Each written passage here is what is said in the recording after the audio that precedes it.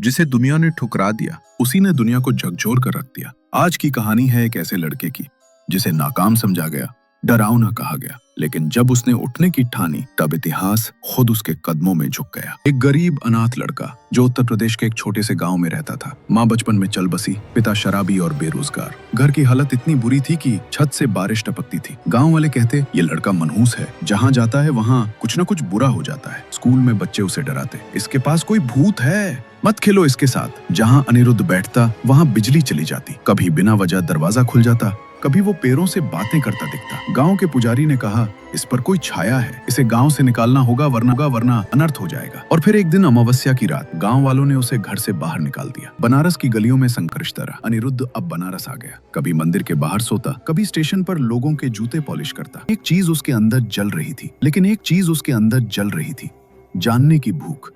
वो किताबों से डर, आत्मा और मानसिक रोगों के बारे में पढ़ता। उसे समझ में आया लोग मुझसे नहीं डरते, वो अपने अंदर के डर से डरते हैं। अनिरुद्ध ने खुद की एक अनोखी चिकित्सा पद्धति शुरू की, जिसमें वो व्यक्ति को उसके अंदर छिपे डर से रूबरू करवाता था। वो गंगा घाट पर बैठकर लोगों की समस्याएं सुनता और उन्हें उनके डर को पहचानने और जीतने की राह दिखाता। धीरे धीरे लोग उसे डर मिटाने वाला कहने लगे। एक 9 साल की बच्ची जो 2 साल से बोल नहीं पा रही थी, अनिरुद्ध की शैडो थेरेपी के बाद बोलने लगी। ये खबर फैल गई, डॉक्टर भी हैरान हो गए। अखबारों में छपा, एक लड़का बिना दवाओं के लोगों के डर मिटा रहा है। अब अनिरुद्ध देश भर में मशहूर हो गया। उसने भारत में कई जगह शैडो क्लिनिक्स खोले और डर से जूझ रहे लोग आते और स्वस्थ होकर लौटते। उस पर डॉक्यूमेंट्री बनी, वो लड़का जो छायाओं से बात करता है। 25 साल बाद अनिरुद्ध अपने गांव लौटा। अब कोई उसे नाकाम नहीं कहता। जहां उसे भूत कहा गया था, वहीं अब एक बड़ा बोर्ड लगा था, अनिरुद्ध जिसने डर को हराया और लाखों को जीना सिखाया। वही स्कूल जहां उसे चुराया गया था, अब उसका नाम गर्व से सुबह की प्रार्थना में लिया जाता था। जब दुनिया ने उसे नाकाम समझा,